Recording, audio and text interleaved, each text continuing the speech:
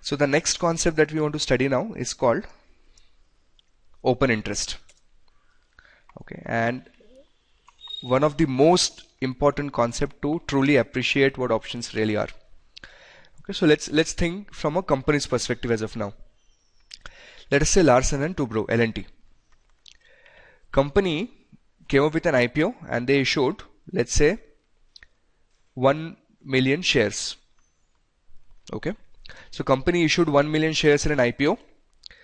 All of you people purchased it, and then when you people purchase it at inception, we call that market as primary market, correct, in IPO. So let's say you purchase some shares at a price of 20. Next day onwards, if you want to sell it at 25, if he is willing to buy at 25, transaction will happen. So then you people start selling and buying among yourself. So then that's called as a secondary market. But in secondary market, at any point of time, the number of shares which are trading cannot exceed 1 million, because these are the shares which are available in the market, correct? Now the question is, there is a call option on L&T. Okay. Now, who issues these call options? So I'll give you three choices now. Number 1, L&T.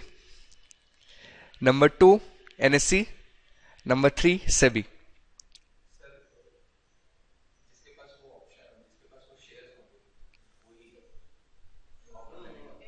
Not necessary.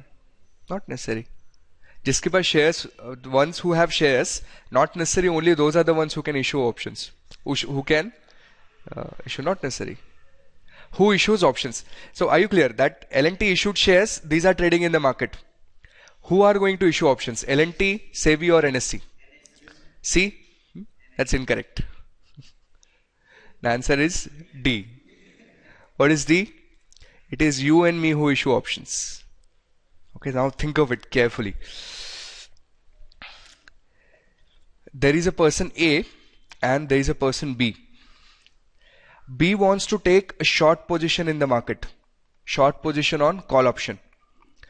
He goes on NSE and he sees different options which are provided on the index. Okay, so these are the different options.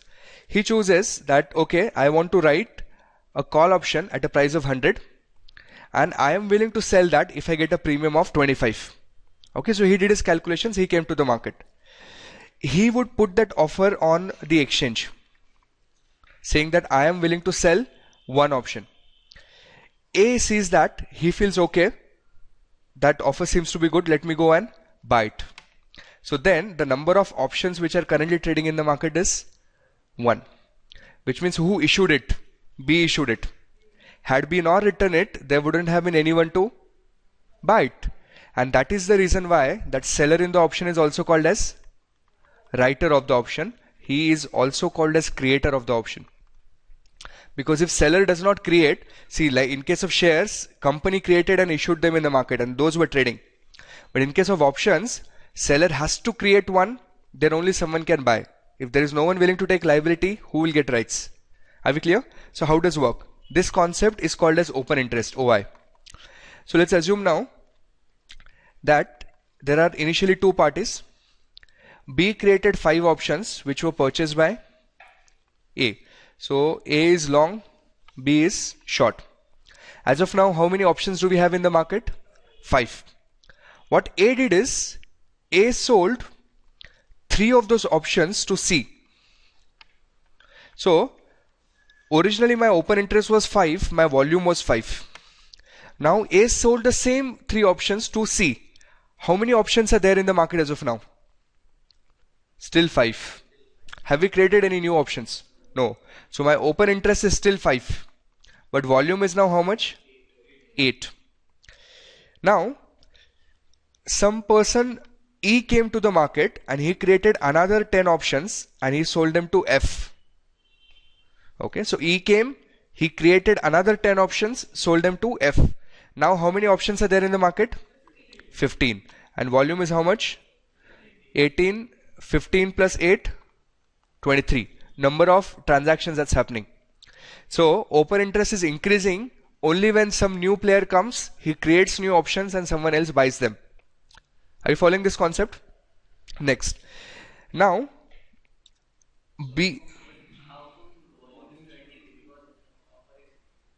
originally volume was how much? 8. Now there's a transaction, oh it should be 18, sorry, I miscalculated. So now there's a transaction of 10, so volume is 18. Now what happens is that B came, the one who had created 5, and now B purchased 3 options from, let's say, this E. No, from F. So the one who had originally written, he came back and he bought 3 options back. So now in the market there were 15 options available. 5 issued by B and 10 issued by E. Now what B is doing is he is buying back his 3. So in the market how many are left? Only 12. He bought back.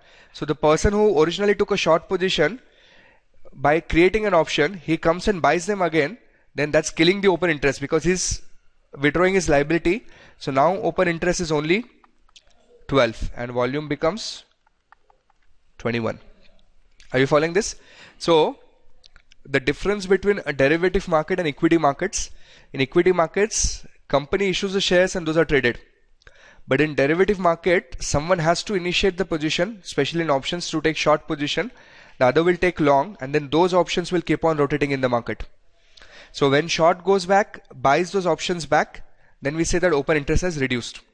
When more people come, more people write the options, open interest has increased. Are we clear with this? Any questions?